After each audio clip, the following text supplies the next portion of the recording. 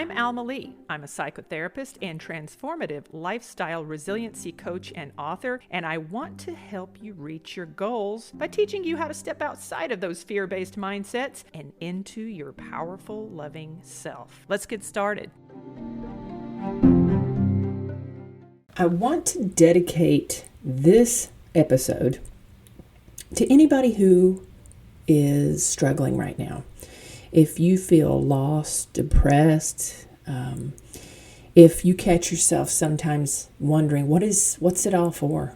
What is the point of living if all you ever do is suffer all the time? If all you ever do is struggle all the time? If all you ever do is wonder, what is the point? Or wonder how to feel loved or how to feel excitement or joy in your life again? Hear me out. This episode for you. And I don't want to make you feel like this is a end-all be-all, but I definitely want to grab your ear and plant a seed of thought, of consideration. And if nothing else, a permission slip for you to start making some significant changes in your life. I hope that it resonates in that frame for you. And I hope at least you wake up tomorrow with at least maybe a little shift in your perspective, if not a big shift altogether. So if you've been following me on social media, you know that I am currently traveling. I've been traveling for about a month now, and I'm going to be traveling for about another month. Fortunately for me, it's a first time ever life experience before I relocate to Italy. And it's a lot of traveling. I've been driving a lot, and it's been a wonderful, beautiful experience. I've been I left South Carolina, went to Alabama. I went up to Chattanooga, to Virginia, stayed in New York for a week, came back down, drove all the way down to the Outer Banks, came back through North Carolina, spent some time with some friends there, and now, right now, here in the Charleston area for the next week or so before I head out to Colorado. So I got a lot of traveling to do. Wow, I'm kind of smoked today. This was on Monday, which is when I normally record this episode, and I was just wiped out, just exhausted, and I was pushing myself and still feeling tired. I'm like, man, I just don't know. I don't want to do an episode that's not going to be impactful. It's going to feel rushed. I'm exhausted, so I didn't do it. I didn't record it on Monday, and I thought, well, I'll just do it on Tuesday. So Tuesday rolls around. Well, Tuesday I had several appointments that I had to take care of because I'm going through a lot of administrative type stuff. And by the time the afternoon had rolled around, I was spent again. I was worn out. And I really felt like if I hit record that it wasn't going to carry the impactful, inspirational weight that I wanted it to. So I didn't do it. And so this morning, interestingly enough, here at this beautiful hotel that I'm staying in, I went outside to the pool this morning. It was a beautiful, beautiful sunny morning here in Charleston. Went out poolside and did some meditation and some breath work. And then after that, I started thinking about, wow, you know what? I could really be recording an episode of the podcast. And initially, I thought, gosh, I'm really wasting time right now, sitting on the Chase Lounge by the pool in the sun. And I felt guilt kind of pop up. And I'm like, man, I haven't done the episode. And I know a lot of people send me messages and they really rely on it. And I'm just feeling guilty that I'm not taking care of that. And so I'm getting ready to pack my things up. And I stopped. I was like, hold up. Wait a minute. No. We're not, we ain't doing this. We're not doing this. We're not doing it. And all of a sudden, two things happened. One, I realized that I needed to prioritize my mental health. And two, I realized what I wanted to record when I got around to it, because I deserve to recharge, because I needed to slow down. I've been going 100 miles an hour. And granted, it's been relaxing, but it's also been necessary, all of this travel. And I needed it. I needed the downtime. I needed the break. I needed the meditation. I needed the vitamin D. I needed all of it. And I needed to give myself grace in doing it.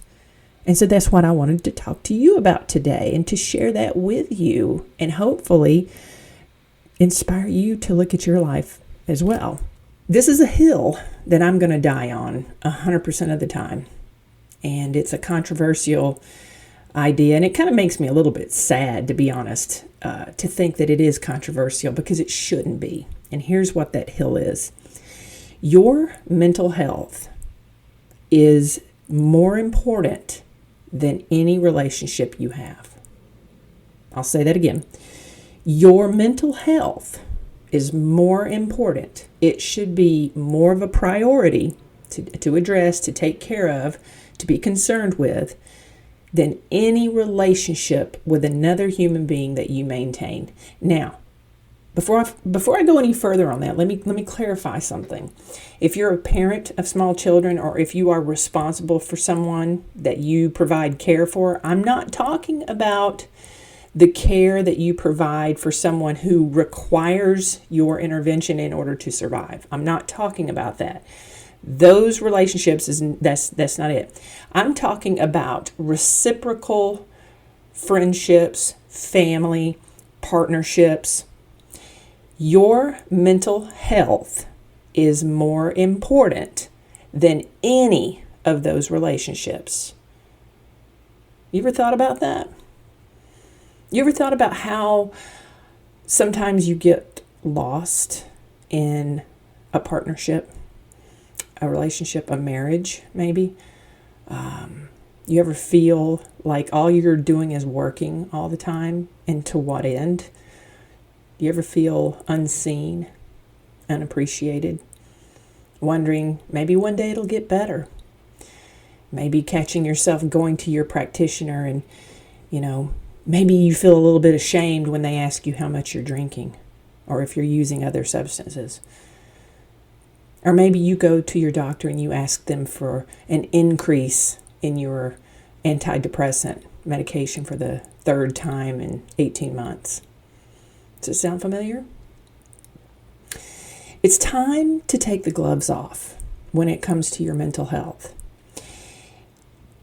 I never want anybody to feel judged at all. That's counter to what I want to do in any of my platforms, in any connection that I make with another human being. I never want anyone to feel like I'm pointing a finger at you and shaming you and blaming you for your lot in life. And, well, if you hadn't done this, you wouldn't be here. No, absolutely not. We're all struggling at some point. We're all kicking rocks at some point to just try and get by. We've done it, all of us, myself included. Heck, I wouldn't be doing this work if I didn't understand intimately how impactful those conditions can be. Now, you might be thinking, oh, come on now, Alma, that doesn't make any sense. I really love my sibling. My relationship with my children is the most important thing to me in the world. My grandchildren, my relationship with my grandchildren, my relationship in my marriage. No, your mental health is and should be more important. Think about it. What's the outcome of those relationships? You ever thought about it? Have you ever thought about what is the benefit to having those relationships? When you're sitting and cherishing those times when you're holding your partner's hand and you're going for a walk, or you're rocking your newborn grandson or granddaughter in your lap and you're cherishing those beautiful moments, what does that do for your mental health? You see what I mean? I think that's beautiful. These relationships are huge. They're a huge key part of our life. But if you're not taking care of your mental health, you cannot possibly show up fully in those relationships. And I'm talking to men and women alike. I'm not just talking to a certain group of people. It is critical that we, as human beings worldwide, need to take a moment and really look around at how we're living when it comes to addressing our mental health and the shame that comes from asking for help. Because I'll sit here and tell you all day long, I've seen it. I know it happens, that when you go and you ask for help, or God forbid, you tell somebody that you're having thoughts of suicide, then on the other end of it, you might be hospitalized, and maybe you feel like they're just kind of going through the motions to keep you alive, and you don't really feel like you're getting that help that you need anyway. Or maybe you feel like people who are going through those motions, when you share those details, maybe you're not convinced that they know what they're talking about at all. And maybe that's why you don't share that. Or worse, maybe you don't want anybody to know, and maybe you are kind of trying to figure it out on your own. Here's the thing. This is the key takeaway here. Aside from challenging you to look at your life differently and to say you should, focus on your mental health and you should prioritize that over your relationships with other people, I get it. It sounds very simple. Well, it's easy for you to say, Alma, you don't have this to deal with, or you don't have that to deal with. No, I get it. But I think that if you're not actively engaged and participating in standing up for yourself and telling people, I've got to take a break, there's a lot of fear in doing so, because there's fear in the rejection or the perceived rejection that would happen if you were to tell those people who are reliant upon you and your participation in those relationships that you can't do anything for them today because you got to focus on yourself. It feels selfish, doesn't it? I get it. Be selfish. Be selfish. I think back to a time years ago. I've spoken on it before. I had a very rocky relationship with my parents when they were in their meat suits before they transitioned. And I respect the hell out of what my parents had to go through. Let me just say that. Let me put that on the table right now, is that, I don't know how I would have behaved had I been in the same circumstances that my parents were in. I don't know. My life, my circumstances were vastly different than my mother and my father. And I believe that my parents did the best that they could with what they had to work with at that time. Now, that being said, my mother struggled with depression. I don't know for how long, probably most of her life, but I definitely know that she suffered from depression when she was married to my father. I know my father struggled with depression, and it manifested in his drug use and his abusive ways and vice. And I look at that, and I look at those experiences with them, and I think of the time back in 2007 when my mother was catatonic. She was unresponsive, and we all thought that she'd had a stroke, and she wasn't speaking. They did an MRI. They took her in. She was hospitalized. We were visiting. We were worried. We didn't know if she was going to be alive the next day, and they ran all these tests on her, and they couldn't find anything wrong. And then all of a sudden she started coming around, and she started speaking again. And no one in the family ever really acknowledged what that was. I do know that later on she referred to that time as her quote-unquote stroke, or her mini stroke. And I never challenged my mother on it. I never said, come on, Mom, you didn't have a stroke. It was a nervous breakdown was what it was. And at least that was my assessment. Nobody ever told me it was a nervous breakdown. But I think that that's what my mom had to say, because she had so much shame attached to asking for help. And it hurts my heart today to think about what she had to have gone through and what she felt like she needed to do in order to get her needs met, to alleviate whatever symptoms she was struggling with, without being transparent and authentic with everything she was feeling. And that's just kind of something that I want to share with you. And I know my mom wasn't the only person. My mom's a boomer. I'm a Gen X. It's her generation was, you don't talk about your mental health, and people are going to think you're crazy and you're going to get locked up in the loony bin, because back in her day they did. Her, Marsha Linehan, same.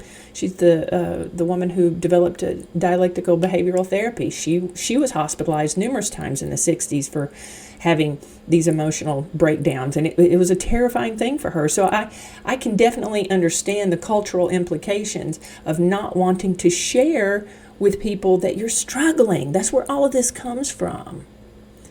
So maybe we can shift the narrative. Maybe we can stand in our own power and say, enough is enough.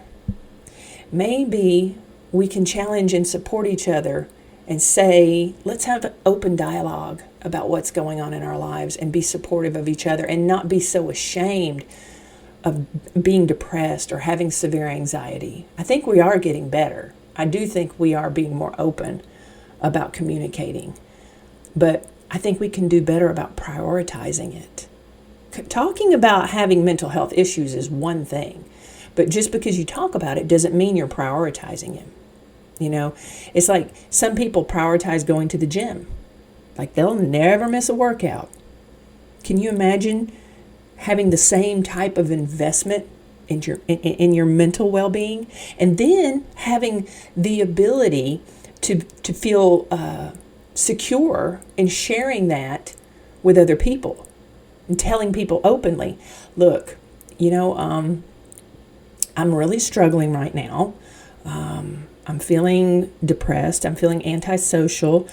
I don't want to harm myself, but I also don't feel like brushing my teeth, and I don't feel like taking a shower, and I really don't feel like getting the kids dressed, and I really don't feel like going and doing the shopping, and I really don't feel like going to work.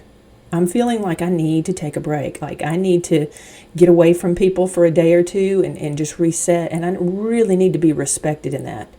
And I think that if we all of us, if we all collectively get on board and share our experiences with that and be a little bit more honest with ourselves first, I think that this is going to shift that dialogue. Because I know it's happening, because I hear it from people. People tell me. People share their narrative with me. I know this. I know that you're struggling. And I know that it's a shameful thing. I think for me, it wasn't as much shame, although there was shame attached to my own depression. And back in the day when I was in the military and abusing alcohol and I was feeling suicidal, it wasn't as much shame for me specifically. It was me being convinced that nobody cared. Is that you?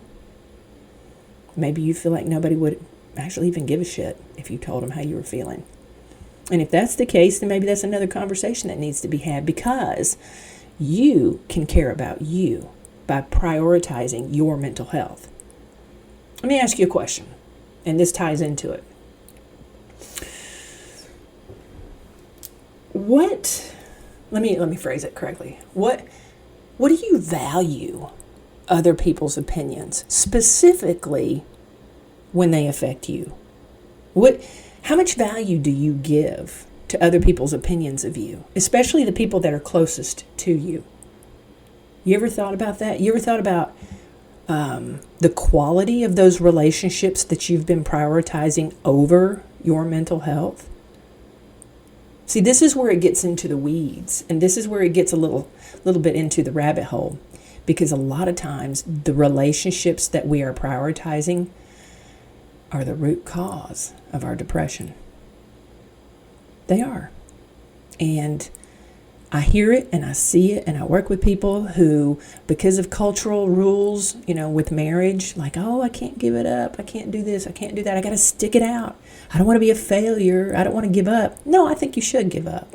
Because when you don't give up, you fail yourself. You abandon yourself, essentially, because you're not prioritizing your mental health.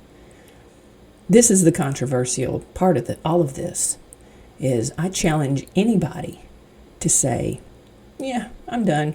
I don't want to live like this anymore. I don't like how my life is panning out in this connection. Whether it's a marriage, whether it's a job,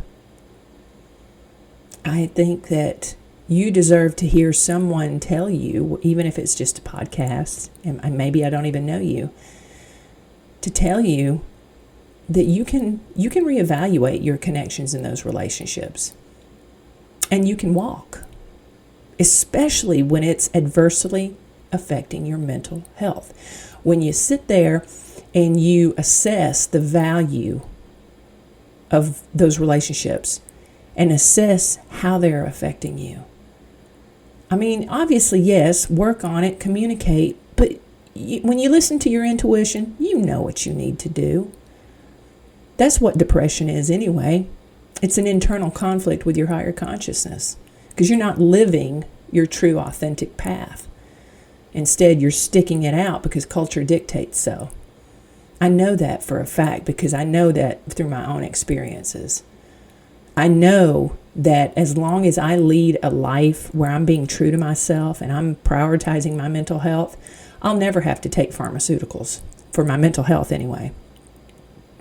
I don't believe that. I don't believe that I'll ever need to take an antidepressant as long as I'm living my true authentic path. I'm not saying that I'd never take antidepressants, but I don't think that I'll ever need to do that, because in my own experience, the moment that I shifted, the moment that I did what I needed to do in my life, got divorced, things changed.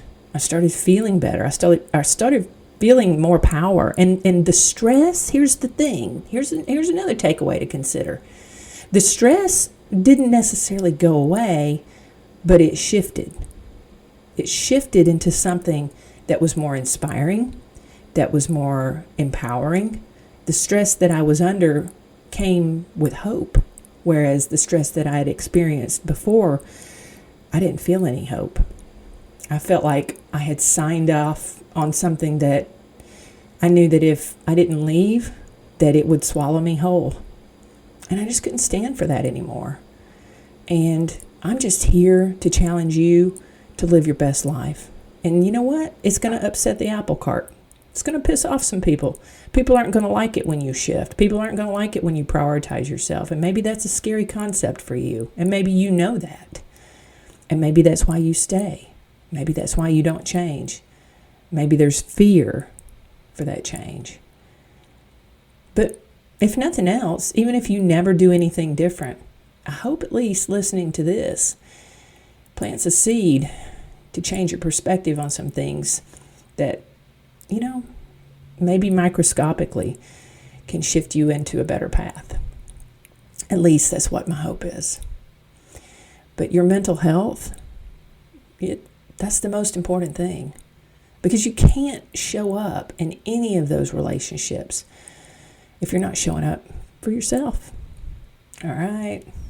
This has been a Lee Bird Media production. Don't forget to like, share, follow, and subscribe. Thanks for listening.